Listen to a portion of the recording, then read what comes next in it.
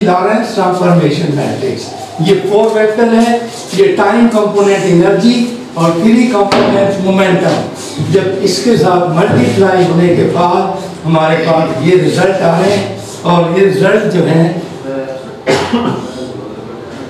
Property की values put करने के बाद हमारे पास ये जो चीज है विद प्राइम, यहाँ पर विदाउट प्राइम, इसका मतलब P mu prime is equal to P mu. आप यहाँ देख रहे हैं कोई गामा बीटा आपको नजर नहीं आ रहा। Laws of physics remain same, all the 4 vectors are same. अब इसके बाद अगली एग्जांपल है 4 करंट डेंसिटी या इलेक्ट्रोमैग्नेटिक सोर्सेस, इनको ट्रांसफॉर्म, ये चार्ज डेंसिटी, ये करंट डेंसिटी वेक्टर, ये 4 वेक्टर, इसको ट्रांसफॉर्म किया बिल्कुल उसी तरह से। ये मल्टीप्लाई करने के बाद प्रॉपर्टीज अप्लाई की, प्रॉपर्टीज अप्लाई करने के बाद J not plus J same रहता है, J mu prime is equal to J mu. जो चीज जैसी थी वो वैसी है। ये ट्रांसफॉर्म है, ये बिफोर ट्रांसफॉर्मेशन की बिल्कुल सेम है। अब ये है 4 वेक्टर। अगली एग्जांपल जो बहुत इंपॉर्टेंट है, टेंसर्स भी इसी फार्मूले से सिंगल मैट्रिक्स से किस तरह ट्रांसफॉर्म होता है। इक्वेशन ऑफ कंटिन्यूटी, ये भी बहुत इंपॉर्टेंट एक चीज रहेगी, तो ये मैं साफ बता देता हूं। Equation of continuity, charge, law of conservation of charge, ये भी 4 वेक्टर बनता है। इस तरह से लिखा और इससे मल्टीप्लाई हुआ और ये इसके साथ प्रॉपर्टीज अप्लाई की और इसके बाद हमें सेम रिजल्ट मिल गया।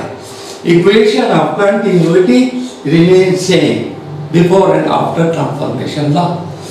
अब इसके बाद बारी है इलेक्ट्रोमैग्नेटिक फील्ड। ये टेंसर है 4 डायमेंशन में, इसके 16 कंपोनेंट हैं, उसके 4 कंपोनेंट है, इसके 16 कंपोनेंट है।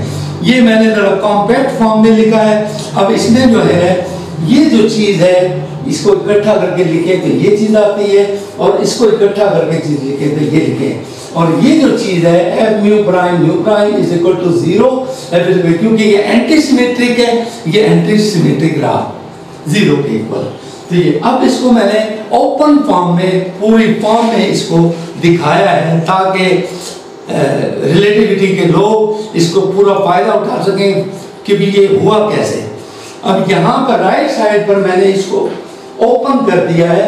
ये इलेक्ट्रिक फील्ड है, ये मैग्नेटिक फील्ड है, ये एंटी सिमेट्रिक डायगोनल जो है ये 0 है। जब इस पे अप्लाई किया तो ये ट्रांसफॉर्मेशन चली आ रही है स्टेप बाय स्टेप, आप देखते जाएं और फाइनल रिजल्ट बिल्कुल वही मिलेगा जो हमने अभी बताया आपको। M mu prime is equal to 0 is equal to M mu, ये मैंने खोल कर उसको बताया। अब इससे अगला मरला Maxwell equation. Present day literature में मैक्सवेल इक्वेशंस को कोई भी इस तरह से ट्रांसफॉर्म नहीं करता जिस तरह से यहाँ पर की गई है। तो ये पहले मैंने कॉम्पैक्ट फॉर्म में लिखी है, ये मैक्सवेल इक्वेशन है टेंसर फॉर्म में, ये गॉसिस लॉ, ये एम्पियर्स लॉ। ये जो ट्रांसफॉर्मेशन के बाद वैसे ही रहता है, ये विद प्राइम विदाउट प्राइम। ये टेंसर जो है ट्रांसफॉर्म हो गया एक ही मैट्रिक्स के जरिए। अब इसको खोल के मैंने ये किया है, ये खोलने के बाद आप इसको देखते हैं ये चलता चला जाएगा, इसकी टर्म्स आती जाएंगी और finally we get Maxwell equations. Gauss's law और ये एम्पियर लॉ ये बिल्कुल वैसे ही रहे। अब इसके बाद कंजर्वेशन लॉ, इस तरह से आज तक किसी ने लिटरेचर में नहीं दिखाया कि how to transform conservation law under this matrix. Wonderful. ये जो चीज है मैंने ट्रांसफॉर्म की और यहाँ पर ये conservation law with prime is equal to, ये 0 होना चाहिए जो टू एंटी सिमेट्री, ये भी 0 के इक्वल है। विदाउट प्राइम ये एक जैसा है। अब इसको ओपन करके मैंने दिखाया है। ये ओपन करने के बाद ये कैलकुलेशन चल रही है और फाइनली हमारे पास वो रिजल्ट आ गया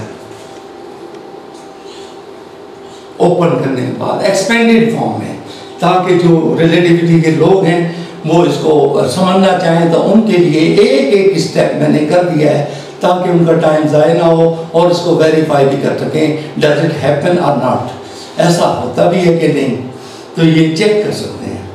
और इसका रेफरेंस है the down of form invariant transport law, ये चाइना में फ्रंटियर्स ऑफ फिजिक्स, इसको इसमें मैं सबमिट कर चुका हूँ मई 13, 2017। FOP ये आईडी नंबर है FOP 2017 0097, ये हवाला नीचे मौजूद है इसका रिसर्च का। और जो इससे रिलेटेड हैं ये सारे रेफरेंसेस मैंने दिए हुए हैं, एक दफ़ा मैं आपको सारे अपना रिसर्च वर्क इससे रिलेटेड है ये सारा आपके सामने आ जाए। पिछले 27 साल में मैंने जितना काम किया है वो सारा मैंने यहाँ पर फर्दर रेफरेंसेस के तौर पर आप इसको देख सकते हैं।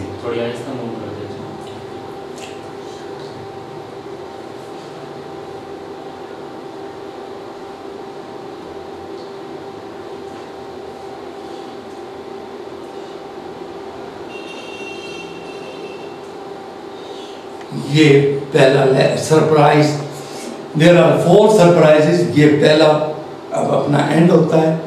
अब दूसरा शुरू करते हैं।